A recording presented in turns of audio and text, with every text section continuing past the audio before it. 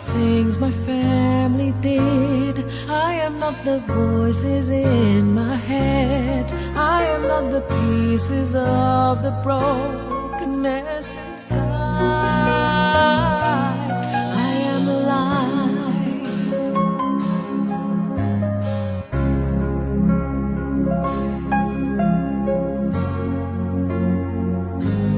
I'm not the mistakes that I have made, or any of the things that cause me pain. I am not the pieces of the dream I left behind. I am light. I am light. I am light. I am light.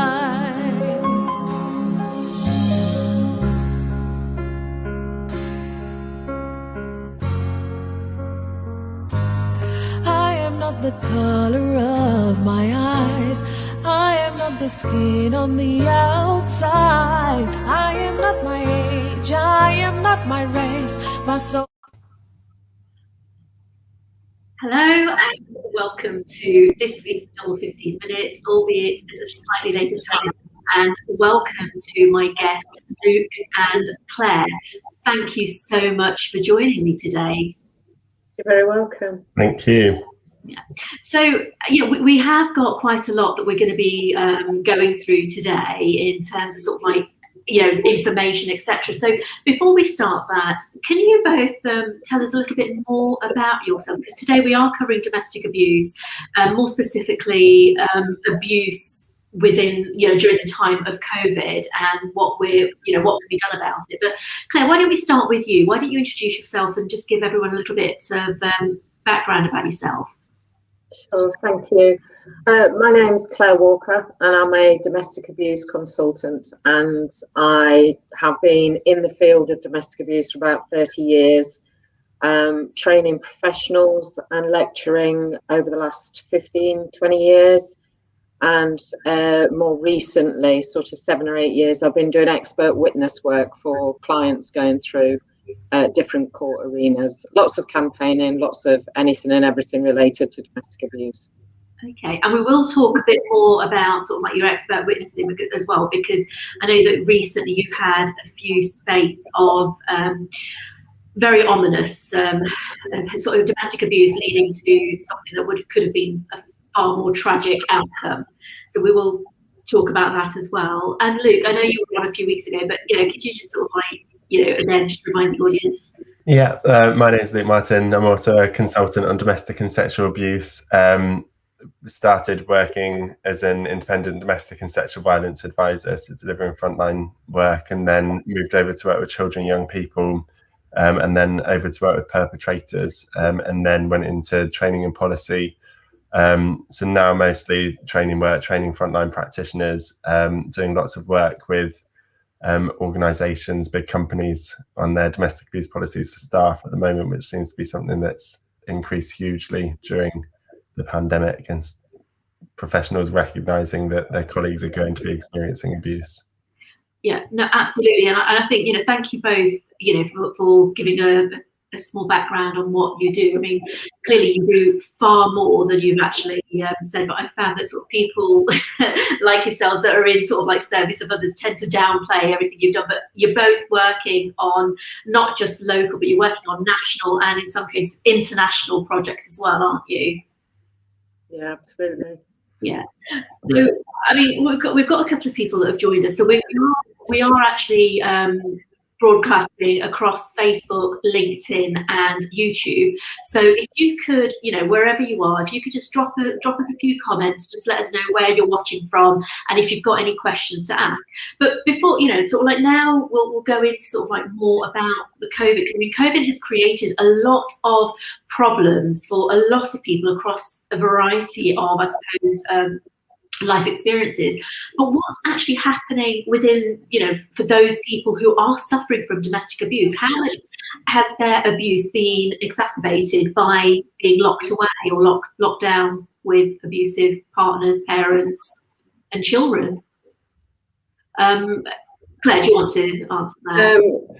I was going to say, I think predominantly, really, what we've been seeing since the first lockdown is actually a more truer picture of reality of domestic abuse. So I've been banging on over 12 months saying it's the original pandemic domestic abuse that's been around longer than COVID. But as a victim, our safety zones are reduced or depleted completely.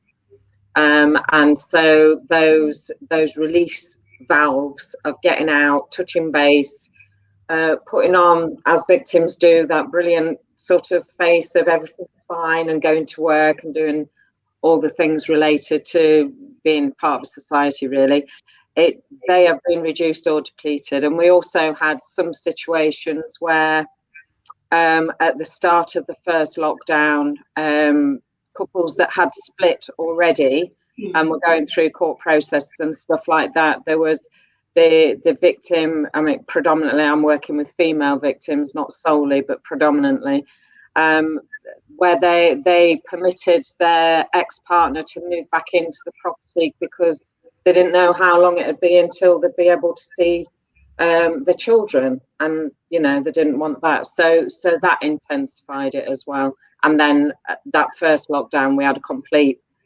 services just closed and froze, didn't they? Yeah. Initially, so that was immediate.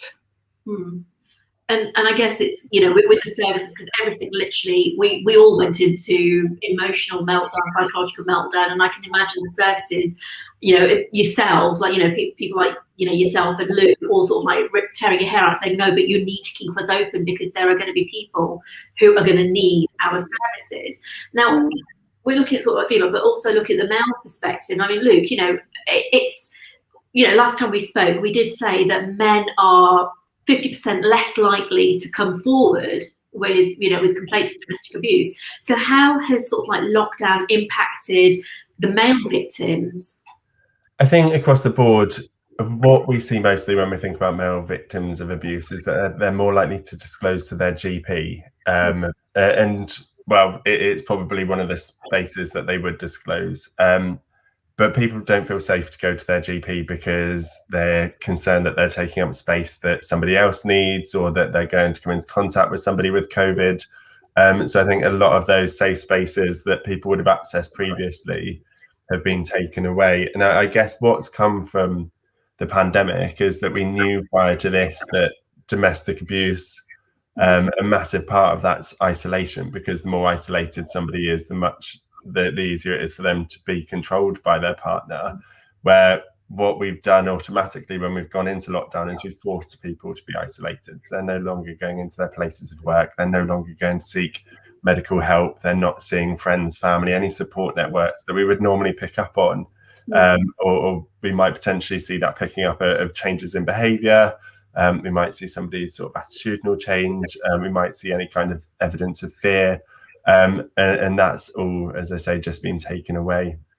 Yeah, no, absolutely. And I suppose the other side of it is because, I mean, even if people are still working, there's been a lot more online working in Zoom. So, I suppose when your colleagues might have been able to pick up, bruises or, the external signs of domestic abuse, they're not picking that up. And again, we'll get deeper into this as we sort of like go further along. I mean, we've got sort of like female. What about same-sex relationships and what's happening sort of like, around the LGBT community as well, in terms of them coming forward? Because, Claire, you've coined it really well. So do you want to? Yeah, I was saying that I refer to it as the closet within the closet. And it is, being part of that community myself, trying to get my foot through the door.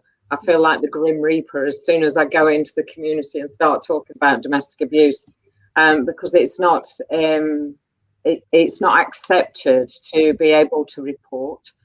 And that is kind of reinforced by the fact that predominantly, apart from the odd poster in a police service depicting same-sex couples, and that, we keep focusing on homogenized groups. So if I'm non-binary, then, seeing two men or two women in a violent fracas is not really going to resonate with me. So there's those barriers which will be similar to in terms of heterosexual male victims wanting to engage with services and not feeling that it resonates with them either.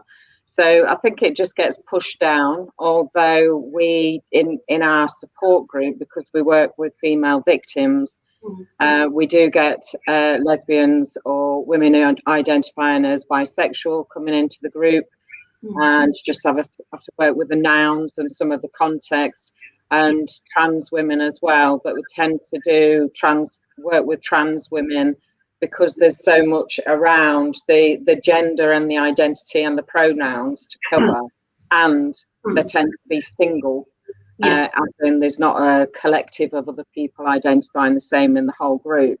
Then we tend to do those one-to-one and help them understand their journey. Yeah. And what about, like, in terms of the service you provide, Luke? What are you finding with the LGBTQ? So I think the challenges are that we've still got quite an archaic way of how we target the LGBT plus community, and we look for things like going to LGBT bars and clubs and things. And actually, I'm also part of the community, and that's not where I'm going to be spending all of my time. It might be something that somewhere where I occasionally go, but actually that's not for everybody. And I live in Brighton, so actually it's probably a far more queer friendly city. The gay bars, I'll be honest, in Brighton are probably a little bit dated and run down, and there are a lot nicer places to go. So I know that myself and a lot of my friends will go to sort of what would technically be sort of more straight bars, because they're nicer places to be, and it feels safer than it might in other parts of the country, in going to some of those venues. But we still, as domestic abuse organisations, go, well, we'll go to the bars and we'll go to the clubs and we'll put up our posters there on the back of toilet doors and things like that, and it's just not effective. And I guess when we talk more broadly around diversity, we've often talked about communities as hard to reach, and they're not. They're people that live on our streets, in our blocks of apartments, that shop in the same supermarkets, and we're shifting to this notion of seldom heard. I'm thinking about how we can amplify some of these voices. I think for me, the one that I've seen it most commonly with is working with older clients, and saying, well, older people aren't coming into our services, but we don't really do anything to engage with those client groups. So it's really about us thinking about how we can pitch some of our services a little bit differently and make them more accessible. Yeah, and I completely get that. And the other side of it is, and going back to what you were saying, Claire, when you were talking about a closet within a closet, there could also be that mindset. And I know that, they had this with, there's a lot of this within the Asian community or the Southeast Asian community, where if you have a love marriage outside of the wishes of your parents and you find that your partner is abusive, or the parents are very much like, well, you know what, you made your bed, it's you or your issue. Now, I did have a friend who was actually Italian, who had married somebody against her parents' wishes, and he was excessively abusive. But her parents would just say to her, you made your decision, you have to live with it. And it took her attempting to commit suicide for them to finally actually take her out of that situation she was in. So why is it, do you think, that communities are so blinded and blinkered to the plight of not just the LGBTQ, but a lot of people going through domestic abuse? What is it that communities can do better that they're not doing right now? I think accept that where there are people, there will be domestic abuse. Because I think, whatever communities we identify with, and as individuals, generally speaking, people like to make themselves feel better by pointing at others and saying, well, at least it's not as bad as that. Yeah. It causes that separation and therefore that delusion. No, absolutely. And what about what's your perspective on it, Luke?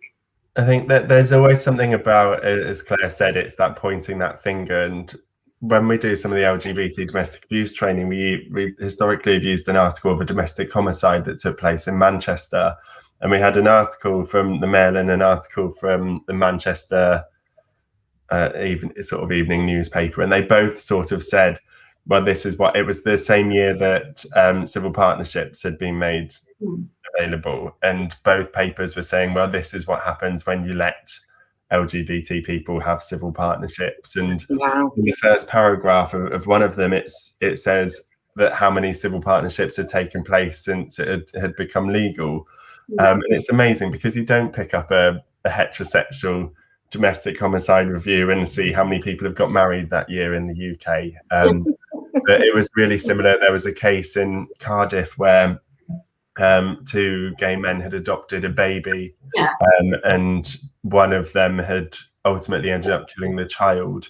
And there were loads and loads of red flags before it, and the other partner had left the relationship and said to Children's Social Care, I'm really worried. And again, the media around it was, this is what happens when you let LGBT people adopt children.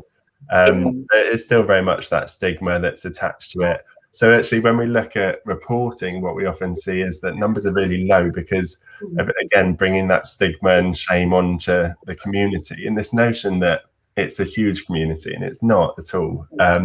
That we see sort of that division in friendship groups because the couple will have formed that friendship group together, or they have mutual friends, and we might see friends sort of saying things like, well, if you separate them, we're going to have to choose sides, and we don't want to do that, and we'll keep an eye on them and make sure it doesn't happen again, and things like that. So sort of that management within the community. And again, we see it when I've worked on so-called honor-based violence cases and forced marriage cases, that we'll deal with it as a community. And again, that notion of shame and stigma coming out regardless of what community that is.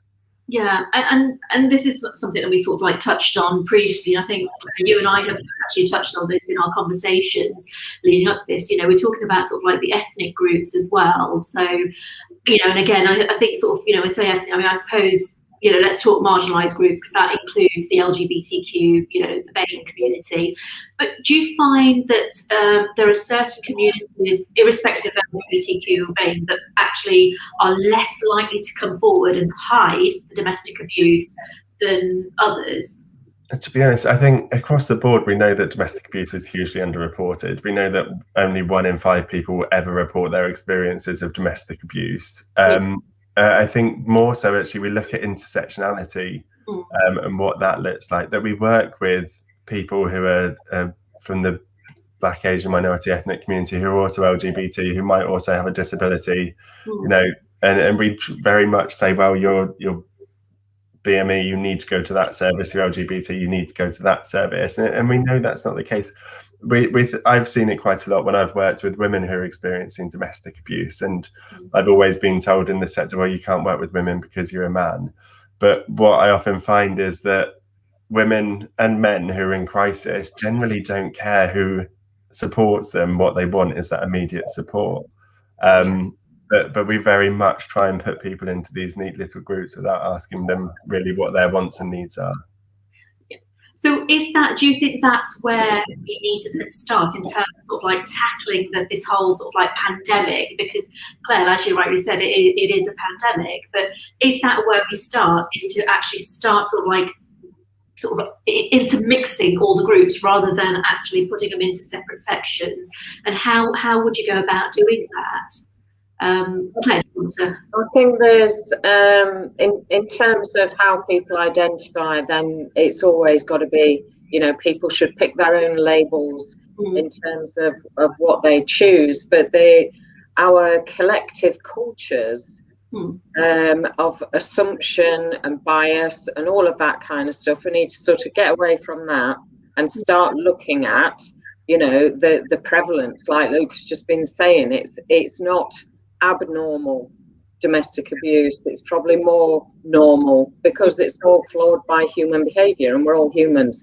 So if we started pitching it a bit more that way, and if we stop trying to squeeze people into those boxes of determination and just look at a power imbalance, there's something going on here, there's a power imbalance, who's got the power, whose resources are exploited, and then you can deal with the issue, you know, the additional identities to ensure that what your inputs are resonating. Populate that as you get to understand what their labels of choice are. So here's the thing, because we're saying about labels now. I mean, one thing I've noticed, especially over the last few years with you know, sort of like sort of like, or other communities coming forward, you know, sort of like the light workers and the earth angels and, you know, all the sort of like the healing community, and they're brandishing the term narcissistic around like it's confetti.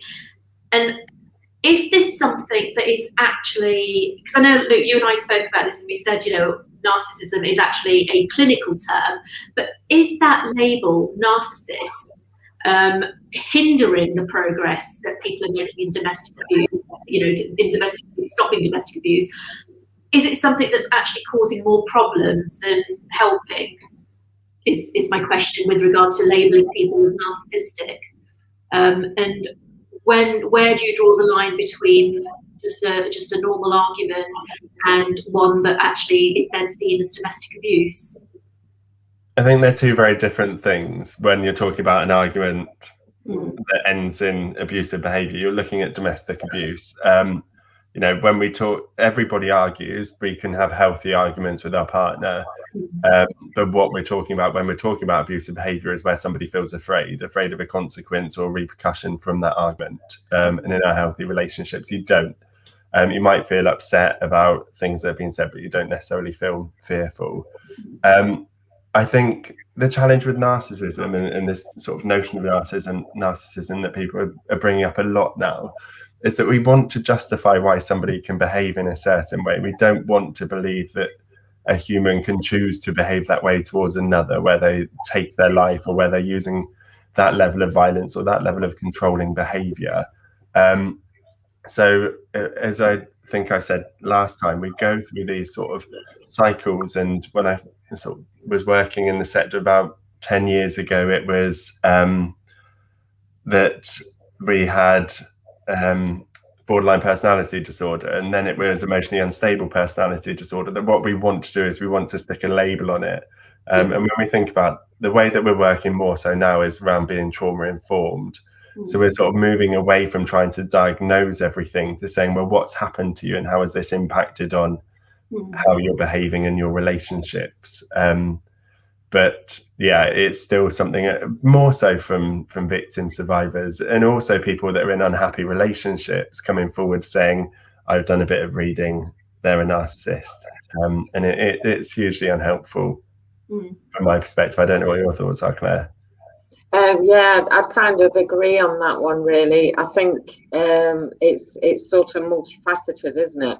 I mean, for some victims, it helps them, it can help with their recovery in terms of, yes, that person chose to abuse me, but there was also a medical condition. But then there's other victims that will continue in the hope that things will get better because they have diagnosed, as I was saying, you know, I've done some Googling and some reading, and I've diagnosed my partner as being this, and it just feels, it's ironic, sort of domestic abuse about 20 years behind mental health, isn't it? But it's ironic that it feels more comfortable and less stigmatizing for people to say is because they've got a medical label. Yeah, and absolutely. And the other thing is like, as humans, like you said, Claire, we're humans, we're all flawed. And I think any one of us has the ability to display narcissistic behavior at any point in our life. We will have displayed some level of narcissistic behavior, or that can be labeled, but you know, it doesn't mean you're a narcissist. And it's one of those things. Now, going back to the whole sort of like COVID pandemic, and you know, the fact that it has isolated, you know, a lot of domestic abuse victims. What are the sort of things that, say, friends and family can look out for? I mean, you know, there have been cases where people were suffering from domestic abuse and the family were not aware of it at all until the person took their own life. So what are the sort of things, what are sort of like the little cues or clues that we can pick up on and look out for? I think it's always about having a relationship, you know, whatever your relationship is with, you know, whether it's a friend, a neighbour, someone you work with in normal times, or whether it's closer than that, and siblings, just viewing all people and checking in with them and just saying, how's things with your relationships? Real extra pressure for us all, because I think there's some aspects of it in terms of the shared additional pressure of lockdown. It sort of helps open things up a little bit, and then they can progress. So it's always about having a communication, because even if we were not in lockdown, there's a far fewer percentage of us that will have any physical evidence anyway, other than perhaps our demeanour. So we can do that through Zoom and phone calls and socially distanced walks and such. Yeah, and it's like, you know, you're saying about asking, but what if, Luke, you can maybe answer this, it's like, what if your domestic abuse victim has been so isolated where their partner has actually, you know, manipulated it to such an extent that they are completely isolated from friends, family, work colleagues, anybody that could have picked this up? How can you actually help them? What can be done about that? And I guess this is the challenge, and that's where it might be neighbours that are picking up on things if they're not seeing somebody leaving their property, or they're hearing arguments taking place. And we always encourage neighbours to call the police if they're concerned. And we know that it's a huge issue that people hear things happening next door and won't say, well, we knew something's happening until it's too late. And I guess thinking about what I've done as a practitioner, and I remember working on a case where a client that we were working with was only allowed to leave the house to do the food shop. So another IDFA and I had to meet her at the supermarket, and I would go around and do the shop for her while the other IDFA would work with her, knowing that her partner would want to see the receipt to make sure the time she paid for everything and got home was the right amount of time. And lots of supermarkets have got initiatives now and safe spaces where they're doing some of this work. But yeah, as Claire said, it's around us sort of checking in with people. When we think about colleagues, it's things like making sure people have got their webcams turned on when they're coming to a meeting so that we can see them, so we can see any sort of non-verbal cues that they might be giving. And the challenge with video screen is you don't know what's happening. You don't know what's happening behind my camera. I might have my partner sat there listening into what's being said. But thinking about things like emails, work emails, organizations having a code word that can be put into an email so that if you see it, you know that there's some kind of concern, code words that we might have with friends or family. But it's around how you get that initial conversation going. But really importantly, I'd say, might have said it before, nobody's going to make a disclosure if they don't feel ready to.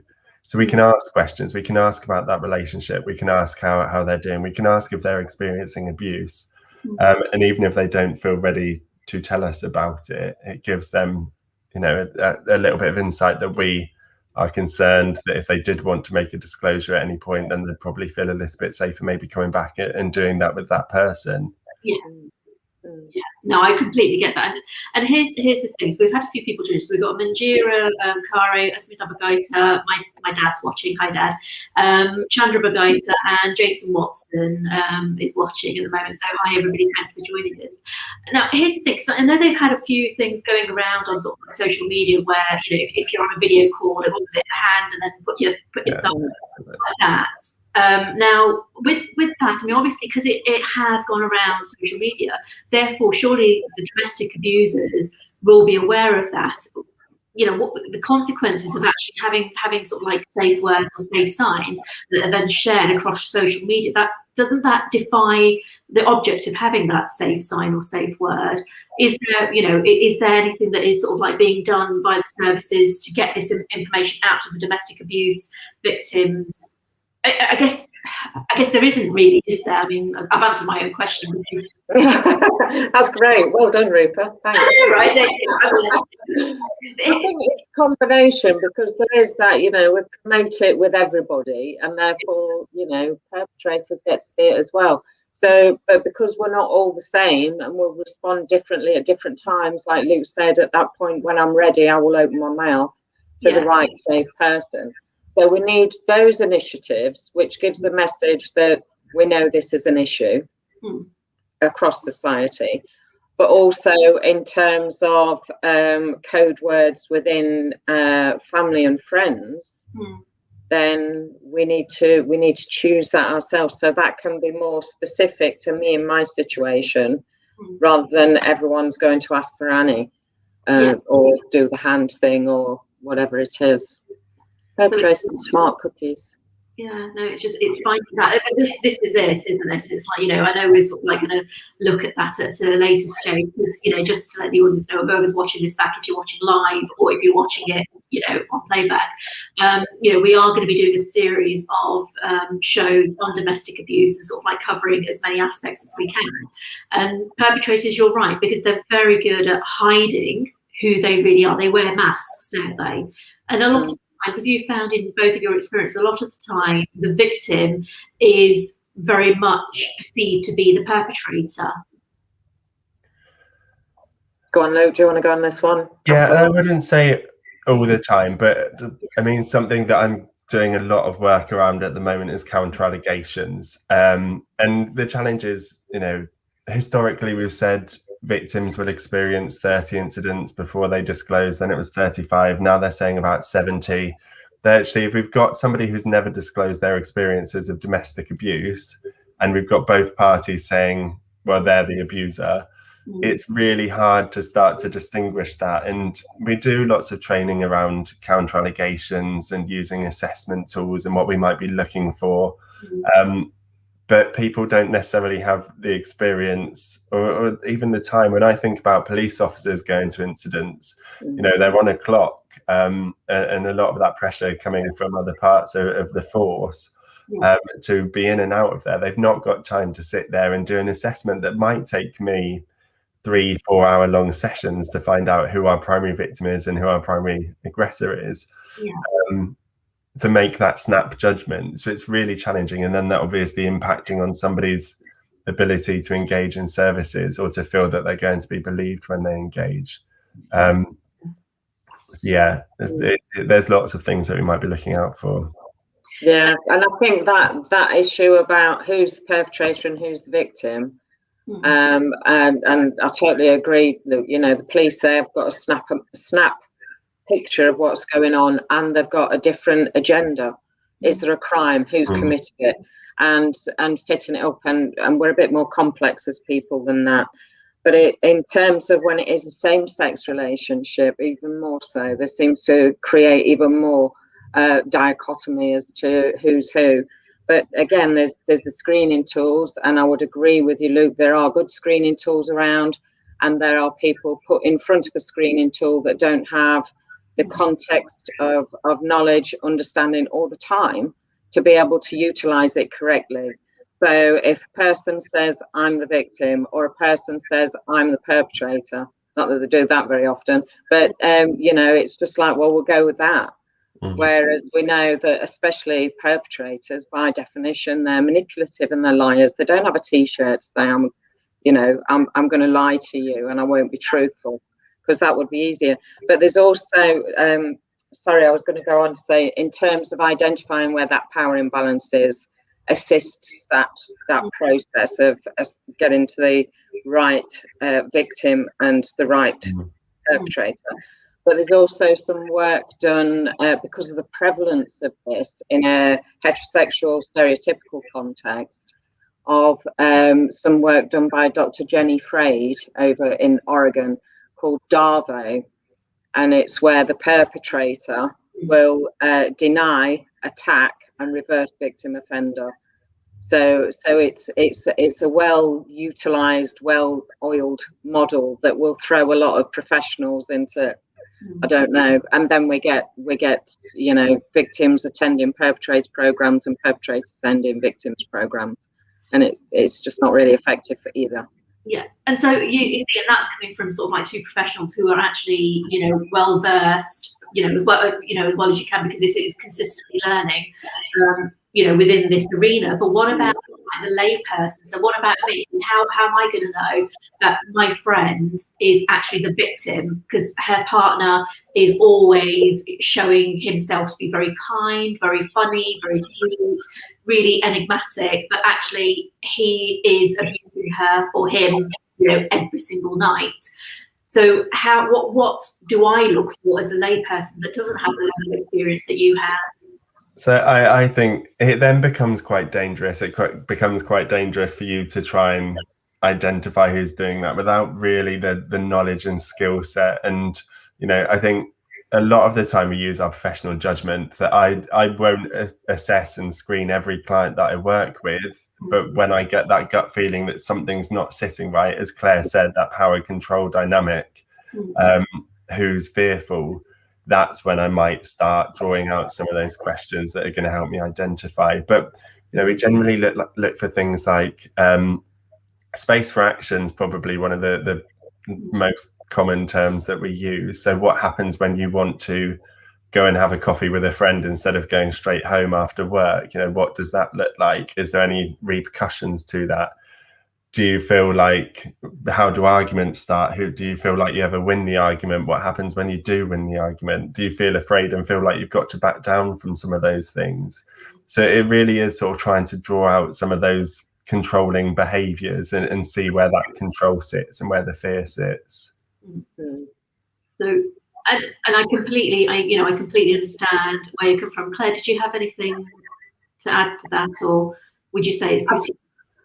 I think that's pretty much it. But it's about, without sounding too therapeutically cheesy, how does that make you feel?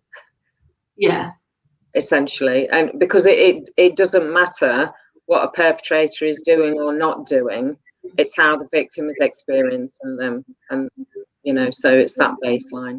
And which is understandable, but I'm still sort of like, again, going to ask the same question, because I'm not experienced at doing what you do. But if somebody, and you're right, because it does fall into dangerous ground because you're making assumptions, but how do you help somebody whose partner is very clever at manipulating the truth? What signs do you look for? So not you as in the professional, but you as in the layman. I mean, generally it's going to be those changes in behaviour and their demeanour, their presentation that we're often going to pick up on with friends, family, those around us. Obviously, the person in the relationship's more likely to notice some of these behaviours. We're looking at that change of day-to-day routine often. Are they doing things that they were doing before? Are they not doing them anymore? Or have they started to do new things? Are there new expectations on them in their relationship that might seem unhealthy or controlling? But when we think about when victims that we're supporting often identify that they're in an abusive relationship, they don't want the relationship to end. And what we often do as friends or family of those people is we've got this sort of writing mechanism. You need to leave them. We'll get you out of there. Come and stay with us. But that's not what they want. What they want is the abuse to stop. So really, it's around finding out where that person's at and what they want to happen.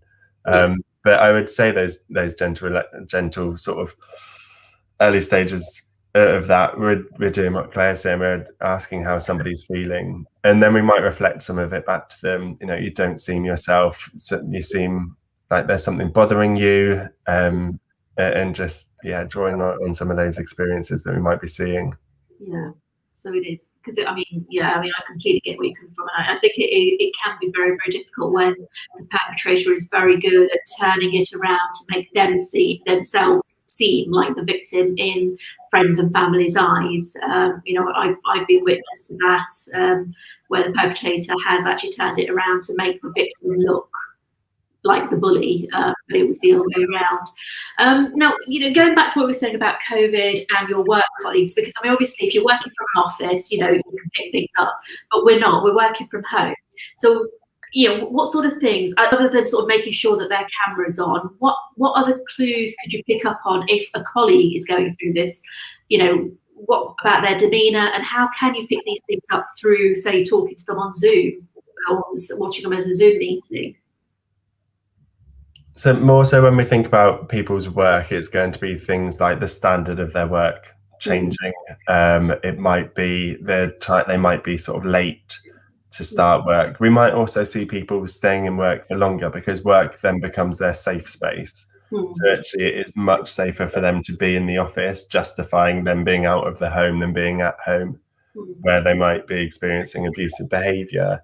But generally we're looking at demeanour. We might look at sort of constant text, calls, emails from their partner, that checking in, that monitoring their day-to-day activity.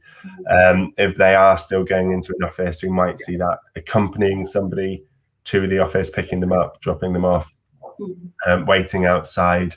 We might see it when we've seen a relationship ending, and we might see that sort of love bombing, sending flowers and things to the place of work. The challenge is that when we think about perpetrators, they're generally extremely charming, and that's how they win these victims over, that they put this best self forward.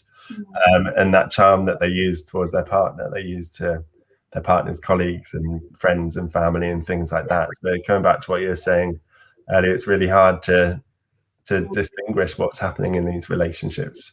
And we think about that trauma response from our victim survivors, that they're often constantly in that fight or flight state because they've experienced abuse for so long that actually they're just waiting for that next incident to take place. So they're always on edge. So we might see some of that anxiety, we might see impact on sleep and things like that. But when we think about our victim and perpetrator being in the same room together, often our victims identified as being quite chaotic because they've got that cortisol, adrenaline coursing around their body, and they're waiting to be attacked. And then on the other side of the table, we've got our perpetrator who's very calm, very charming, can win over a room full of professionals, and that's where sort of some of these dynamics really play out. Yeah. And it's so much harder for the victim as well, isn't it? Because they already feel silenced by the perpetrator, and then, you know, what can they do? Because everybody loves the person that's actually making their life misery, which is hard. And going back to something that you said, Claire, you know, when we said about sort of neighbours, you know, obviously being in lockdown, maybe neighbours keeping an eye out. But what if you're actually living next door to someone of a different ethnic community who it's just normal for the women to stay in the home and not actually leave to go out very much because it's just culturally not the done thing for them? How do you handle that? I think it's kind of any which way we can, and sort of not making assumptions that, oh, I'm assuming they're of that identity, therefore that's their norm. And just looking at the individual. I had a case some years ago, an expert witness case in immigration, and even though the victim couldn't speak English, because the neighbour was, you know, she just concerned that she didn't see her going out very often, or she was very sort of eyes down, and all of that kind of stuff when she was out, that she almost made it like her curtain twitching was turned to when the victim was going to put things out. And so she'd sort of, the neighbour would fly out the door just to sort of say hello, and try and create that connection, that even though they didn't share a language, the non-verbal stuff was clear, and the stuff that the neighbour heard through the walls was clear as to what she thought was going on, and they were able to overcome the barriers of language and ask for help, and process it that way. So don't make assumptions, make connections. And it's so true what you're saying, Claire, because we spoke about this anyway, because we've got a member of my family who was originally from India and got married to a family in London, and I had to deal with abuse from the mother-in-law and the husband, and then was actually a victim of attempted murder. And the only reason she was able to survive was because her neighbour heard the screams. This sounds horrific. They were basically trying to drown her in the bath, and her neighbours heard the scream, called the police, and they managed to get her in time. And so she went to the Southall Black Sisters, who helped her sort of like, disentangle from that awful situation. And I think both her mother-in-law and her husband were both convicted of attempted murder. But that, so often, a lot of it does go on behind closed doors. So I think the advice you've given is phenomenal, because it is about making those connections, which is something that, you know, with COVID, I don't know if it's making it harder or easier to make those connections. You know, what are you finding in your experience? I think we've got a little bit more compassionate generally. You know, so if we're walking down the street or taking the dog across the park, there is definitely more acknowledging there's another person going in the opposite direction and saying hello. So it is, in my experience anyway, it is weird in terms of we are less out there, but at the same time we're less insular when we are out there, which is quite interesting. Yeah, no, it is. And it's like in terms of like the services, because those sort of like services are very much sort of overrun. And this time with lockdown number 3, have you found that the services are in even more demand than they were prior, you know, at lockdown 1 and lockdown 2? I think from my experience, the workforce are about on their knees, because they've run with the mantle in the first and the second lockdown, and it's coming towards the end of budgets, and so there's increased uncertainty in the workforce as well as the beneficiaries. So there's those aspects, and the fact that there's been a lot of you know, the work we've been doing with Nicole Jacobs and the likes, she's really put a big spotlight on it. But it's like, but we need Rishi to go and find that money tree in terms of domestic abuse and how we approach it and deal with it and manage it, really. Absolutely. So, you know, Luke, what would your opinion be in terms of sort of like, again, the layperson, the man? What can we do to support the services? To be honest, it's more around a financial issue, to be honest. The last couple of weeks I've been doing some work with an organisation called Safe Lives, delivering some wellbeing sessions for frontline practitioners, because, as Claire said, frontline practitioners are on their knees.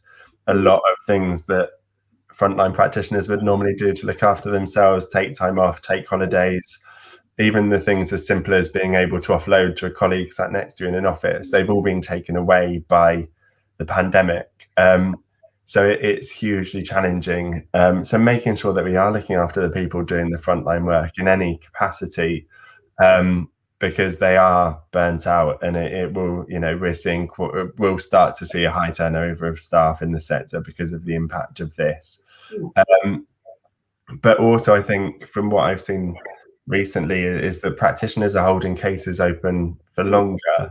So their caseloads are much bigger, because actually they've got colleagues that just need that check-in every week because they're not speaking to anybody else. And from what I've heard from frontline practitioners, especially in this lockdown, they're holding on to clients just to have a chat with them because they've got nobody else. So thinking about how we can reach out to family, friends who might have, even if they've just left an unhealthy relationship or a happy relationship that's just come to an end, that we're making time for those people, that we're having those conversations, that we're keeping those connections going. And when we think about building resilience, having connections, one of the massive aspects of that is making sure that we're checking in.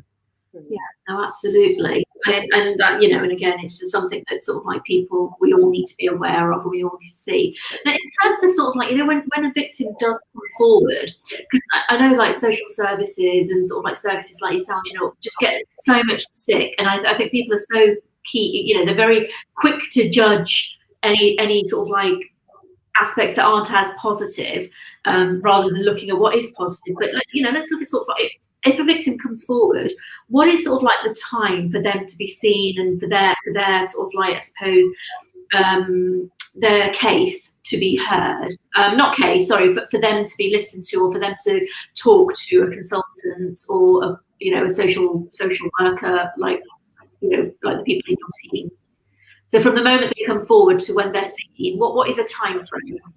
So most victim survivors going into a domestic abuse service will speak to they'll speak to a call handler during office hours. If they contact 9 to 5, most organisations have got a helpline that you'd be referred through on. Then they'll do sort of initial safety planning, a risk assessment potentially, and then policy is that if they're deemed high risk of domestic abuse, well, high risk of serious harm, they'll be contacted within 48 hours.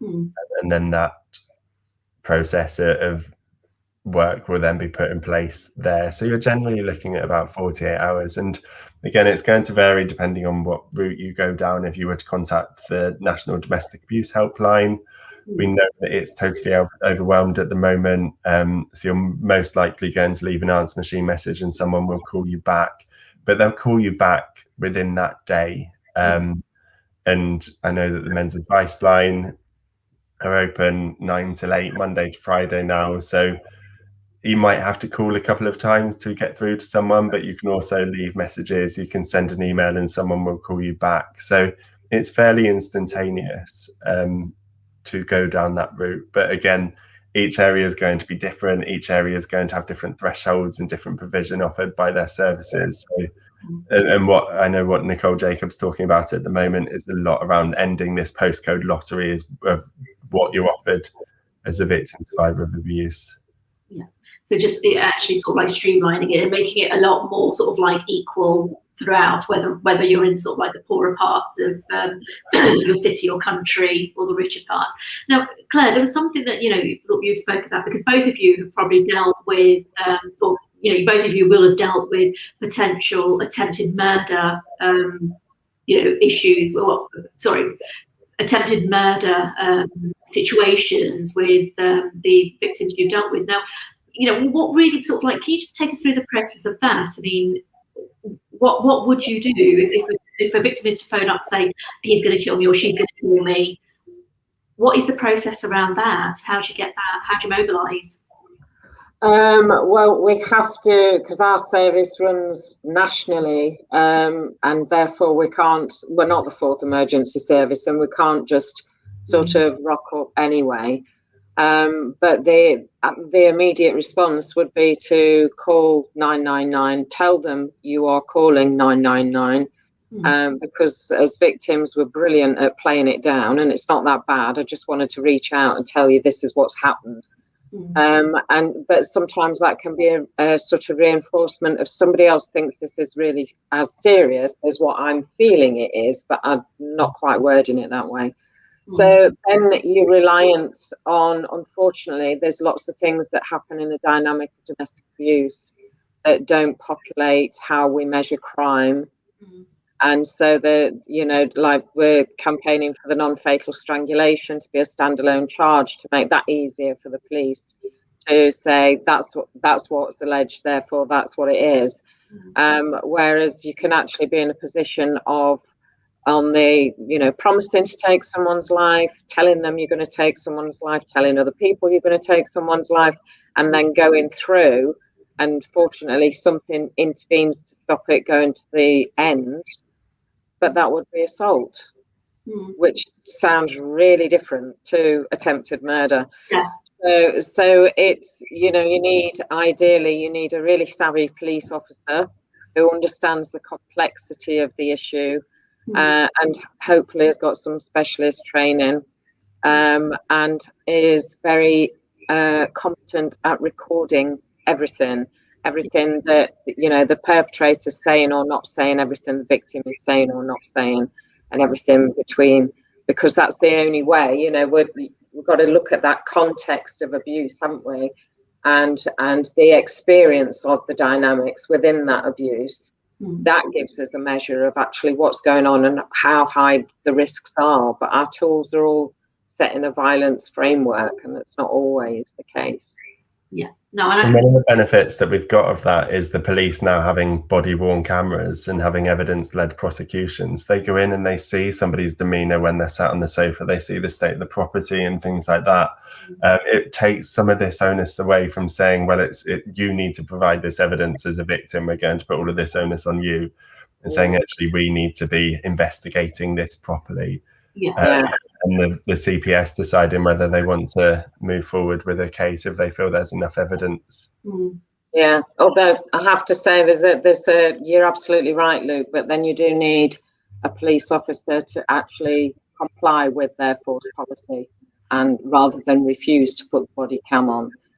because we have come across that in various cases. So there's that the system being fit for purpose and the person who is implementing that system. So I mean, because I mean, obviously, sort of like, you know, when you are dealing with a situation like we're talking about, you know, you're not working as a standalone. So I think my Wi-Fi is going a bit funny again. You know, you're not working on a standalone basis. You are, you know, working as a team. So how much involvement do you have in training with the police officers, or getting the police officers trained so that they are, you know, as you say, sort of like, you know, at a higher level of competence to recognise the signs? So part of the training that I do is for an organisation called Safe Lives, who deliver a training package that's been co-written with the College of Policing.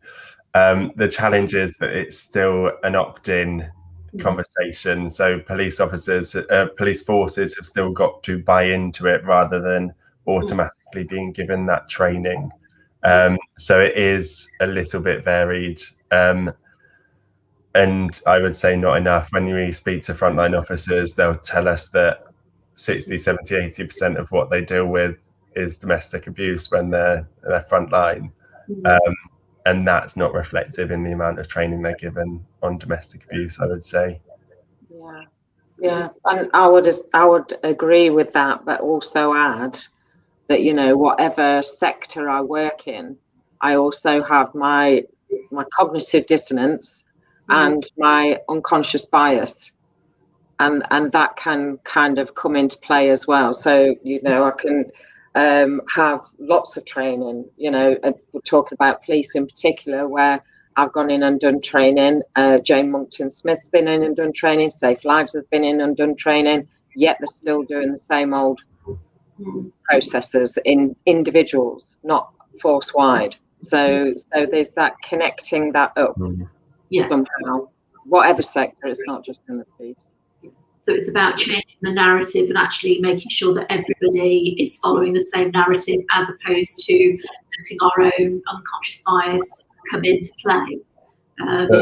I guess the other thing that we see in police forces is that staff move around a lot. So you get people that build up that skill set, they've had additional training, and then they're moved over to another department after 6 months, or they get a promotion. So what we have had at certain points is specialist domestic abuse units within the police, and then they've been disbanded, and then they've been recreated and disbanded. So again, there's something around consistency there, I think, and keeping officers that are really knowledgeable and dedicated to the work in the sort of sector of the force that they're working in. Yeah, absolutely. And that could be sort of like taken across the board, can't it? Sort of like from the police through to, you know, domestic abuse services, through to social services, and you know, NHS as well. And I think, you know, I mean, I don't want to get into the politics of it, but, you know, we do need to relook at how our tax money is spent on services that are actually necessary and needed, really, really important to the country. So yeah, I mean, I doubt who's watching, but Rishi Sunak, if you are watching, maybe you need to to help you decide on your budget. But guys, you know, we've been talking for an hour, so I'm not going to sort of like, I mean, we could talk for hours about this, because we've only literally just touched sort of like the tip of the iceberg with this. We are going to be having another session going through, because we're looking at different aspects of domestic abuse. So yeah, as we said, we're going to be covering the LGBTQ community with, you know, with an emphasis on trans as well, on a totally different show, so we could just focus purely on that group. And we are also going to be covering economic abuse as well. But are there any last words that you'd like to sort of share with the people that are watching with regards to safeguarding themselves, their families, their loved ones, and their work colleagues? I think for me, it's always, whether I'm a concerned friend or family member, or whether I am looking at my own situation, we're really good at suppressing our instinctive responses. You know, like Luke said earlier about that gut feeling. If you've got a gut feeling, it's there for a reason, and explore it. And I would always say, in terms of when we're making those connections with people, because we're following our gut feeling of concern, actively listening and validating. You don't need to actually give anything more. That's massive in terms of how a victim receives what you're saying and your intervention, and sort of lays the bedrock forward in terms of progress. Brilliant, thank you. What about you, Luke? I think, as Claire said, it's around being curious, making sure if we've got a concern that we're asking about it, or we're just generally asking, we're just generally having those conversations. And I think when we've got somebody making those disclosures, that it's led by them, what they want to happen next, that we don't go in and tell them what they should be doing, what we expect them to do, what do they want to happen next, and how can we support that? Yeah, no, absolutely. And on that note, thank you so much. Thank you both for joining me today. I really appreciate you taking sort of like time on a Sunday late evening, Sunday early evening, to join me to talk about this, because it's such an important issue, and I think this conversation does need to continue. Look at how we as the general public can help support the work you're doing and help look out for our friends and family. Yeah, thank you very much. And I'm going to sort of let you go shortly, and I'm going to tell everybody what we're going to be doing next week, because I think you may already know we've got Mandy Sangera joining me next Sunday to talk about human trafficking. So another light-hearted subject to do. But thank you both so much. Honestly, I really appreciate you both joining me. Thank you, Rupa. You're welcome. And nice to meet you, Luke. You too. I'll see you guys. I'll catch you shortly. Bye. So thank you to both Claire and Luke. They were amazing. They're sort of honestly fonts of knowledge. And I think we have really just touched the tip of the iceberg. So please join us in a few weeks. I will update you with the times, etc. for the shows. But for now, I'm going to play you out with a few more facts and figures. And thank you all for watching.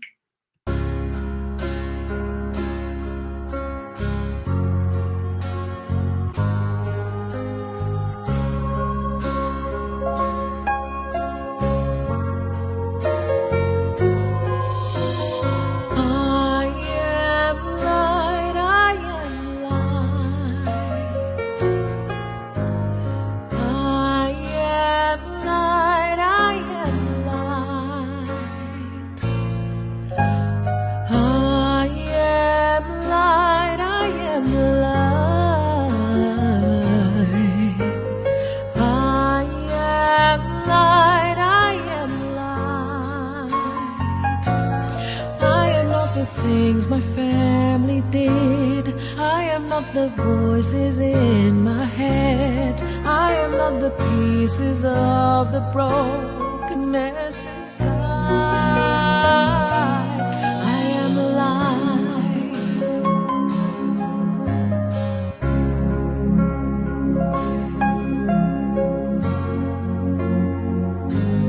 I'm not the mistakes that I have made, or any of the things that cause me pain. I am not the pieces of the dream I left behind.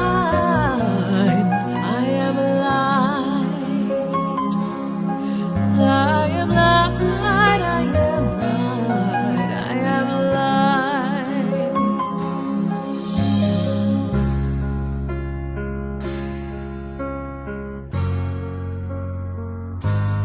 I am not the color of my eyes.